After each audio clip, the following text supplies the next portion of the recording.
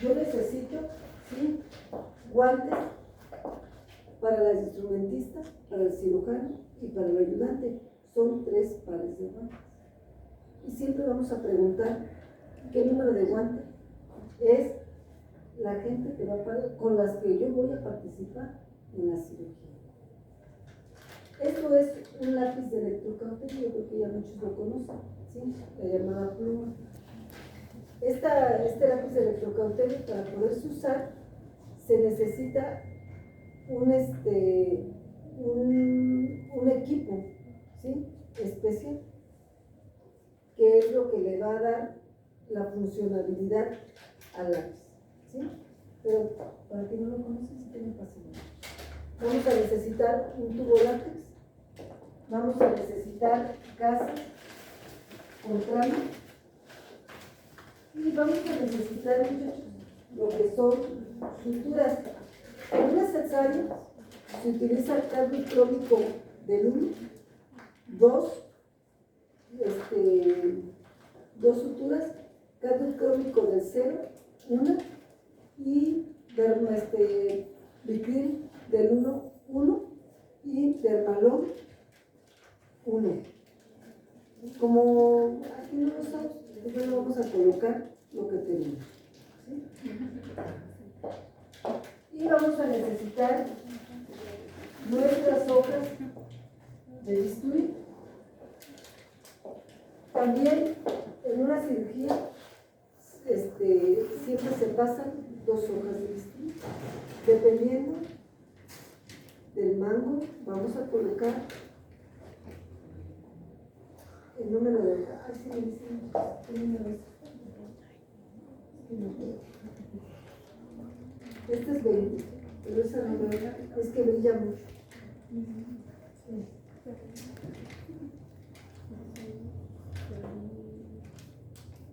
Pues yo creo que es para mí, por cierto me pongo los dedos.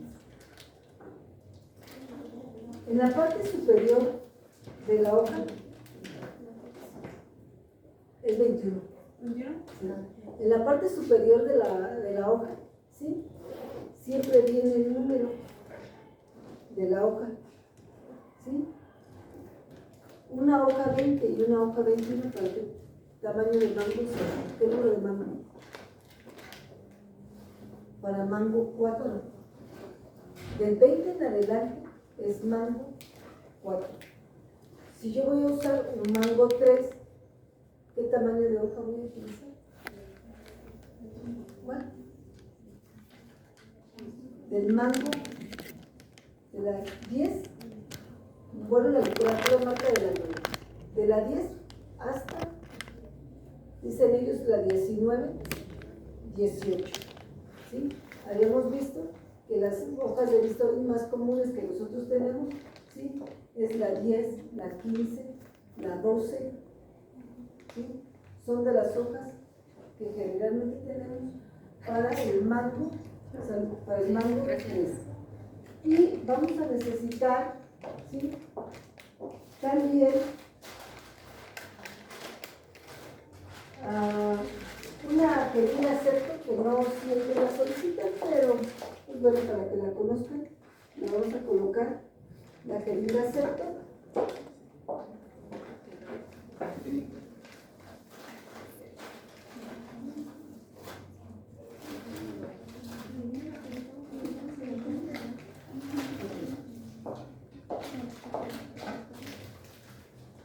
Listo.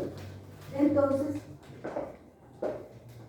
para poder yo recibir a un paciente, ¿sí?, ¿qué necesita traer el paciente para poderlo yo recibir en un área de quirófano? ¿Qué es lo primerito? ¿Cuál? Bueno, ¿sí? Debe de traer el expediente clínico completo, ¿sí? Y en el expediente clínico obviamente van a aparecer sus datos de identificación, los cuales yo voy a corroborar, como bien lo dice, con lo que son sus pulseras, ¿sí?, que va a traer el paciente, y con los datos, y si el paciente puede verbalizar o hacer constatar que los datos que están ahí son los adecuados, pues bueno, lo vamos a hacer también con el paciente. Entonces, tenemos, ¿sí?, que es el expediente clínico completo. En el expediente clínico completo, ¿cuáles son los formatos que nosotros debemos de abordar en el expediente clínico? Muy importante, chicos. Yo tengo que recibir a un paciente con una hoja de que él está aceptando la cirugía que se le va a realizar.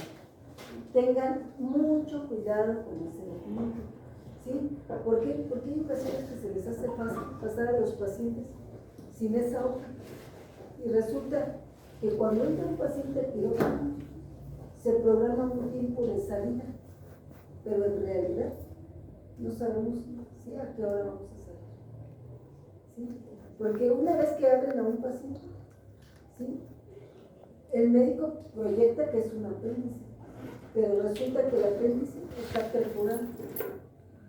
Y de pasar a media hora, 40 minutos, se pasa hasta 3 horas, porque resulta que el intestino también está bien. 4 o 5 horas, todo el turno, ¿sí? Entonces, es importante que ustedes verifiquen su hoja de consentimiento informado. Y la hoja de consentimiento informado, ¿qué habíamos dicho que debe de contener? Debe de contener, obvio, el nombre del paciente, ¿sí?, si se le informó, si se le está informando el tipo de cirugía que se le va a realizar, ¿sí?, y si está consciente de cuál es el beneficio, pero también los efectos secundarios, ¿sí?, que puede tener ese procedimiento. O sea, cuál es el riesgo al que él se expone al realizar este procedimiento. El hecho de que se realicen procedimientos en el quirófano, ¿sí?, todo tiene un riesgo, hasta que ustedes se saquen una uña, ¿sí?, tiene un riesgo. Y el paciente debe estar consciente de esa condición. También debe de tener la firma de la paciente. Es una paciente que va para una cesárea. Ella puede decidir sobre su condición. La firma de la paciente y la de un testigo, ¿sí? Obviamente no puede faltar la fecha del día que se hizo ese consentimiento informado, que es el mismo día que ingresa la paciente, ¿sí? Ok. Y también en el expediente clínico vamos a encontrar todo lo que es su historial médico, todos sus antecedentes de la paciente, así como toda su trayectoria que ha venido recorriendo la paciente, en conjunto con las indicaciones médicas. Y las indicaciones médicas deben de coincidir con el registro. ¿De qué hoja? De la hoja de la familia. ¿Qué prescribió el médico que se le hiciera a la paciente previo a la cirugía? Debe estar registrado en la hoja de enfermería. ¿Yo a quién le voy a recibir? A una enfermera, no al médico. Le voy a recibir a una enfermera. Entonces, yo voy a hacer, la enfermera que me entrega va a hacer constar que su cuidado está registrado en la hoja de enfermería. A veces esa silla no está vacía. Y también tenemos lo que es los estudios de laboratorio y estudios de gabinete. Si puedes abrir las otras, Ochina. Sí, hermosa. Nada más no se lo doy, después cerrar. Sí, listo. Entonces, tenemos lo que son los estudios de laboratorio. En los estudios de laboratorio, ¿cuáles son los estudios básicos que debe de traer la paciente? Biometría hemática, ¿sí?, que debe de tener hemoglobina, hematocrito y lo que son las plaquetas. Y tenemos los tiempos de coagulación. En los tiempos de coagulación, TPT, debemos de tener grupo y RH. la lista de verificación de cirugía segura. ¿Sí recuerdan cuál es la lista de verificación de cirugía segura? Es el documento que estableció la Organización Mundial de la Salud para garantizar un procedimiento quirúrgico y evitar errores en una cirugía. Entrada, pausa y salida. Antes de la incisión, antes de la anestesia y antes de que el paciente salga del quirófano. Entonces, en este caso, dice lista de verificación de cirugía segura. Si sabes que el paciente va a sangrar más de 500 mililitros en cirugía, ¿qué debe de tener? Paquetes de sangre disponibles. Paciente que entra a cesárea y más programado debe de tener por lo menos un paquete globular disponible. ¿Sí? Y si es una paciente mayor de 40 años, ¿qué debe de tener además? Debe de tener su valoración de medicina interna o cardiología, donde nos especifique el riesgo quirúrgico que tiene la paciente, así como los estudios de laboratorio especiales si es que tiene algún problema de salud agregado nuestro paciente. ¿Hasta aquí vamos bien? Ok. Entonces tenemos nuestro expediente, ya lo revisamos, ¿sí? Ya verificamos que nuestro paciente le hayan dado los cuidados previos a la cirugía, de acuerdo a la prescripción médica, y no se les olvide. Un cuidado que ustedes siempre deben de checar, muchachos, es: el paciente viene en ayuno, se pesó la paciente, se le realizó tricotomía del sitio donde se va a realizar la cirugía, ¿sí? Se le aplicaron medicamentos, qué tipo de medicamentos, si el paciente tiene alguna patología agregada y consumió los medicamentos conforme a la patología que tenía el paciente o no los consumió, qué tipo de medicamentos son, y obviamente no puede faltar, muchachos, lo que es, ¿sí?, sus medias antitrombóticas, ¿sí?, o su vendaje de miembros inferiores. Y claro está, que el paciente venga debidamente canalizado. ¿Cuál es el catéter o el calibre en un con el que debe de ingresar un paciente al quirófano? 16, 18 o 14. En mi hospital no tenemos 16, pero tenemos el 18 y es con el que ingresan los pacientes. El materno maneja puro calibre 16, ¿verdad? ¿Sí? Y hay otros hospitales que manejan el calibre 14, ¿sí? Entonces, son los calibres de elección. Y si todos conocen lo que es una llave de 3 vías, paciente que entra a quirófano debe ingresar con una llave de 3 vías con extensión, ¿sí? Y bueno, una vez que ya recibimos a nuestro paciente, que ya verificamos que nuestro paciente venga conforme a la prescripción médica, ¿qué vamos a hacer? Vamos a abrir nuestra hoja de lista de verificación de cirugía segura. ¿Y qué dice en la entrada?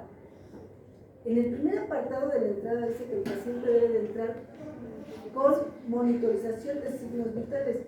Obviamente, yo rectifiqué en la hoja de enfermería que hayan sido checados los signos vitales.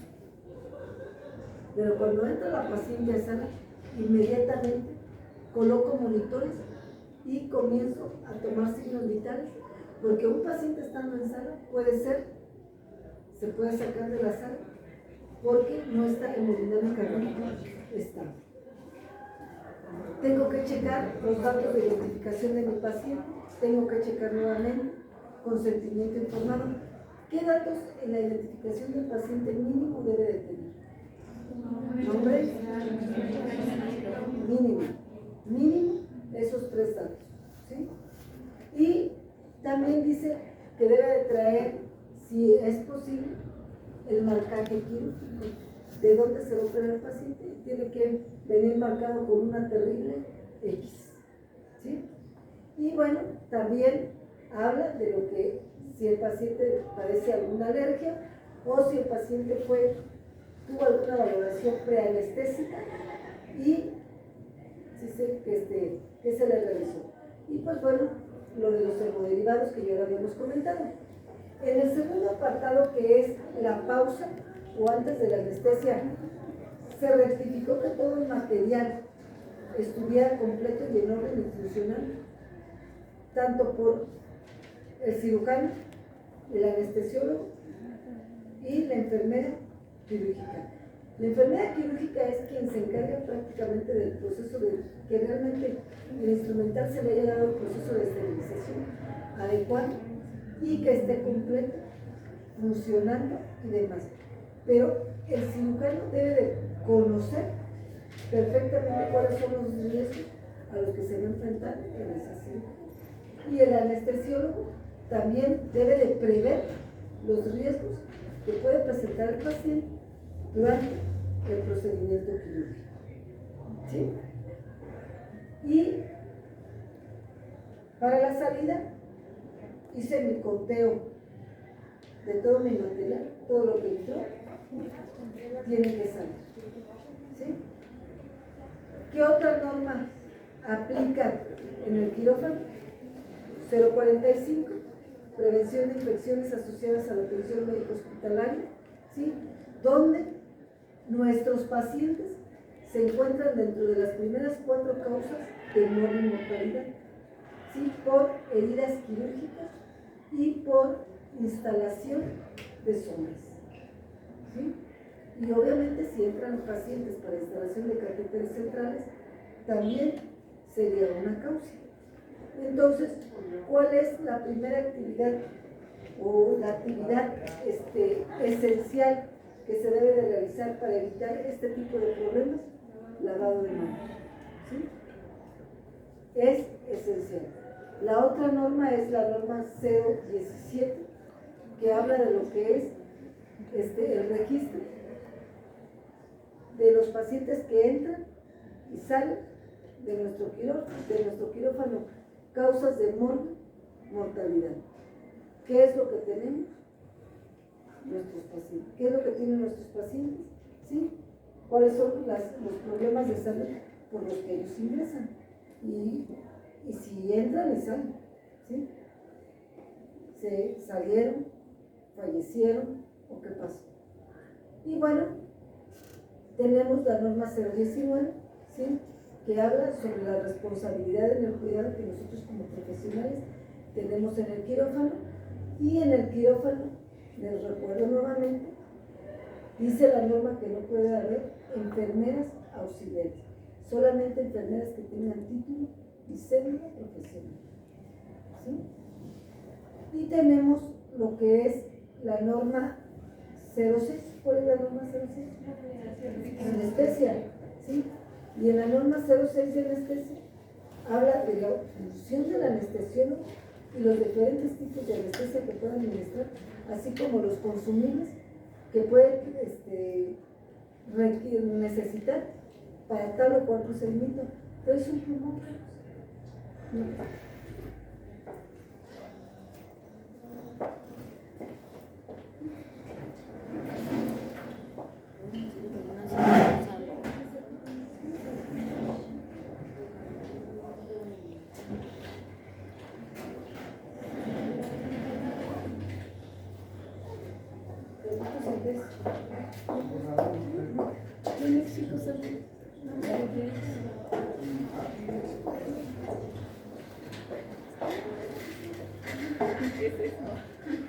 Y entonces, de acuerdo a lo que dice el anestesiólogo, ¿sí? ¿Quién es el anestesiólogo?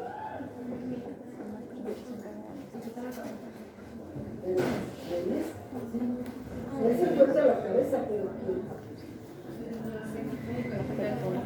sí, también el cirujano es médico especialista.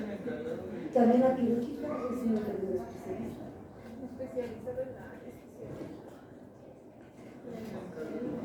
El anestesiólogo sí es el profesional de la salud responsable de mantener hemodinámicamente estable al paciente para la cirugía.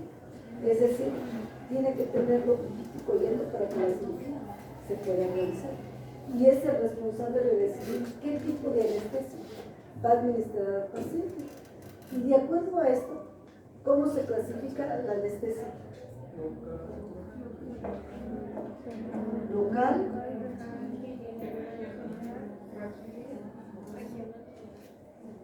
la regional es la raquidia, ¿sí? ¿Qué otra tenemos? General. Tenemos la sedación.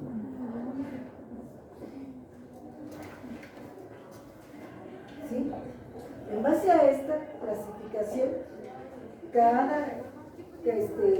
la anestesia general también tiene una división. ¿Quién me quiere recordar cuál es la división de la anestesia general? Tenemos anestesia general endovenosa, inhalada. Tenemos cuál es la balanceada y tenemos la combinada. Cuando van a las gorditas se acuerdan de la combinada, ¿sí? Que es la combinada es regional con balanceada.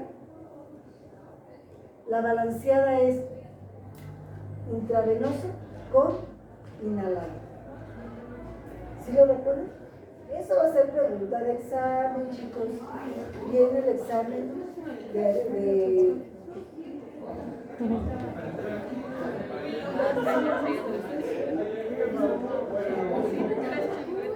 no lo hemos visto. Déjenme leer. Porque siempre no venía en el examen. O sea, ¿cómo? ¿Va a haber otro examen? Ay. No, ahorita lo vemos. No, ahorita sí.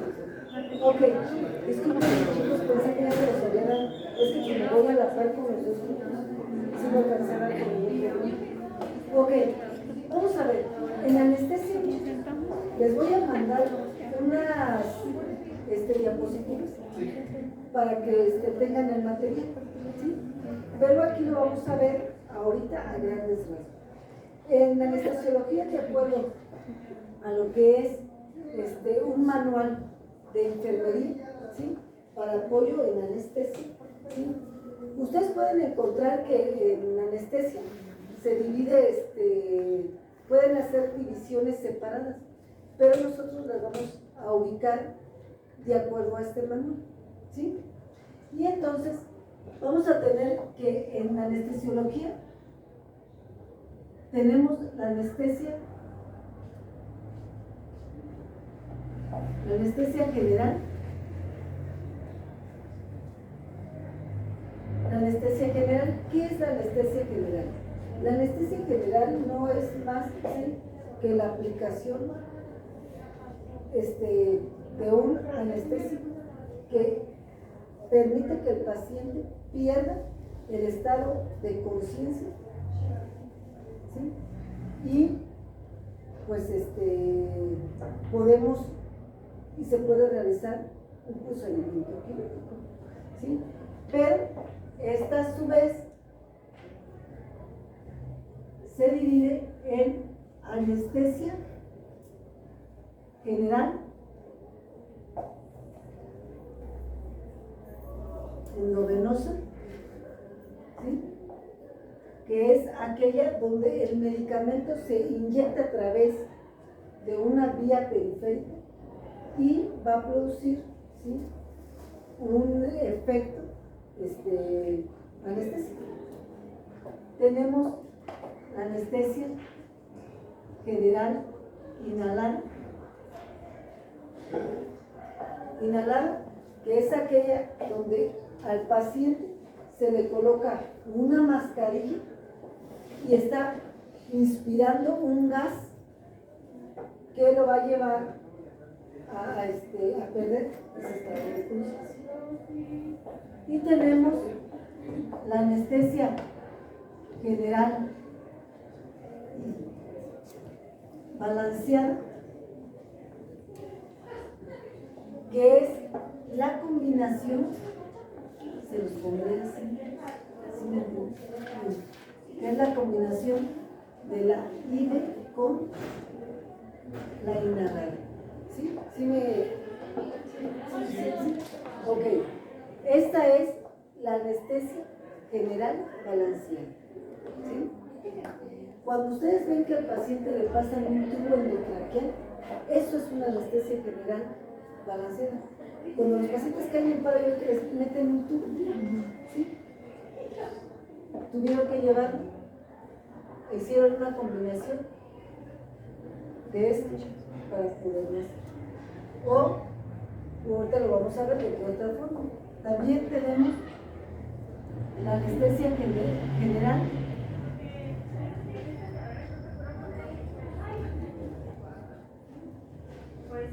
la combinada, ¿sí?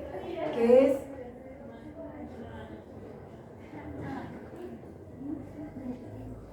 una anestesia balanceada con una anestesia regional o local. Esa es una anestesia combinada, ¿sí? Y entonces tenemos lo que es la anestesia regional o local.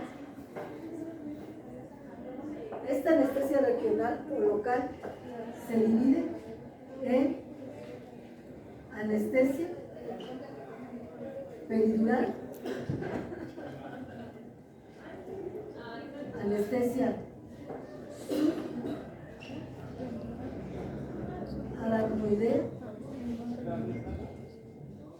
y tenemos una anestesia, un bloqueo mixto, ¿sí?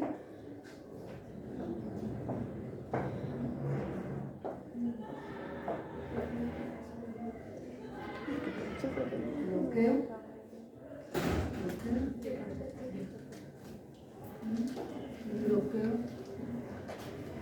un bloqueo mixto. ¿Qué es una anestesia regional?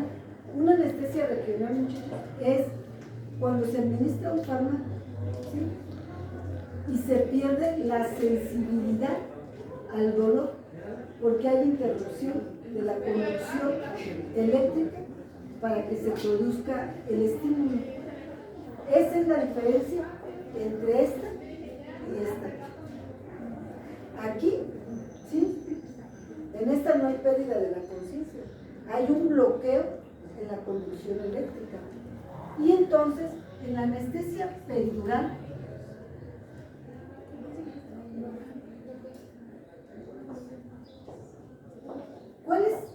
¿cuáles son las capas que recubren a la médula espinal? ¿Cómo se llaman a esas capas? Se llaman meninges. ¿Cuáles son las meninges? ¿Cuáles son las meninges? ¿Cuáles son las meninges?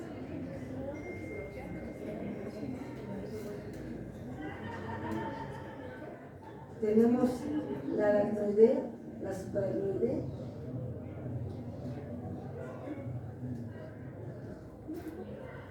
la madre, pia madre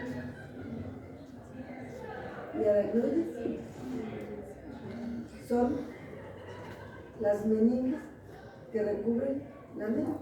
Entonces, en la peridural, el líquido que se administra llega hasta la dura madre.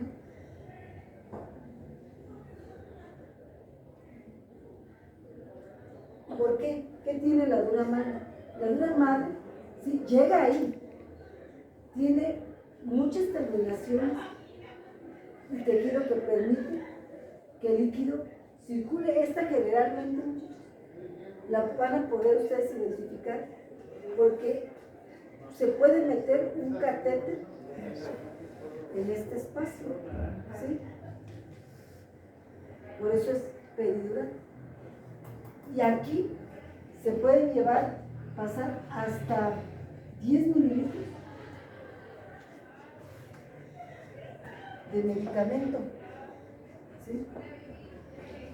En la supraracnoidea atraviesa la aracnoides y la tía madre.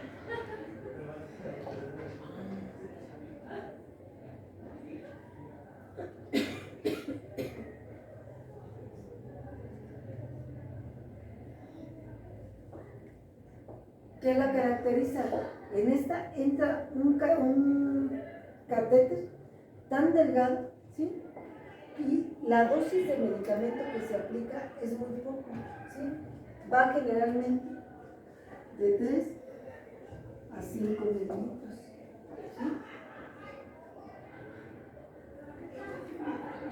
¿sí? Y en el mixto es cuando hay una combinación entre un bloqueo peridural y un bloqueo subaracnoideo. ¿Cuál es la diferencia entre uno y otro? ¿Sí? Que cuando aplicamos un mixto, bueno, cuando lo aplican los anestesiólogos, el tiempo de duración de la anestesia es mucho más prolongado.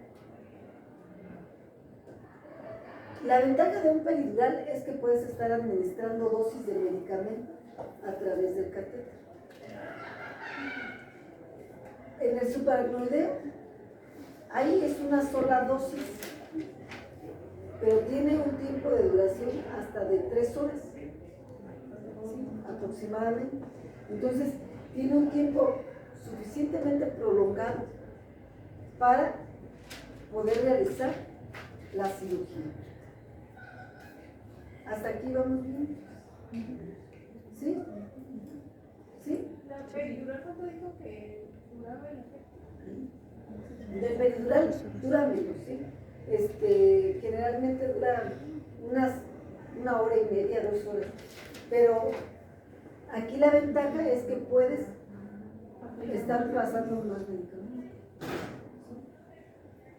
Bueno, y entonces tenemos ahora lo que es la sedación. Y en la sedación, a ver, vamos bien hasta acá. ¿Sí? En la sedación también tenemos que la sedación se va a dividir en sedación leve,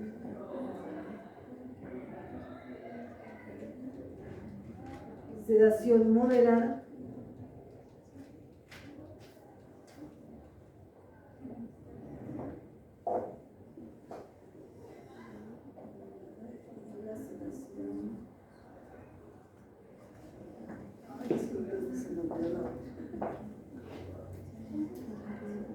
sedación leve, sedación moderada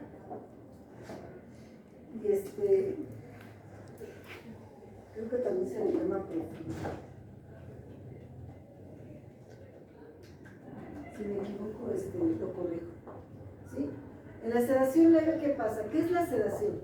La sedación no es más que la administración de medicamentos, ¿sí? Donde no hay pérdida de la conciencia, ¿sí? No hay pérdida total, pero no hay pérdida total de la conciencia, ¿sí? Y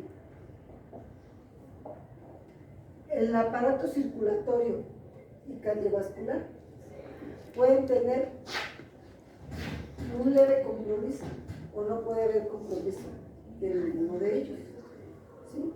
Entonces, en la sedación leve es cuando no hay pérdida de la conciencia.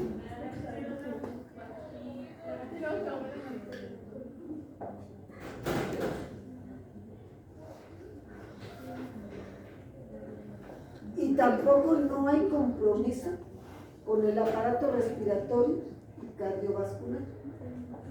Es decir, los jueces les aplican la sedación que es intravenosa, ¿sí? Y las pacientes, ¿han visto las pacientes que les hacen reglar? ¿Sí? Dura prácticamente 1 minuto, 2 minutos, ¿sí? Y la paciente está dormilada pero ella está respirando por sí sola, ¿sí? Eso es una sedación, ¿sí? En la moderada, la pérdida de la conciencia no es completa, pero ¿qué tengo que hacer? Tengo que mover a la paciente para que responda al estímulo. O sea, Carlos, ¿cómo estás?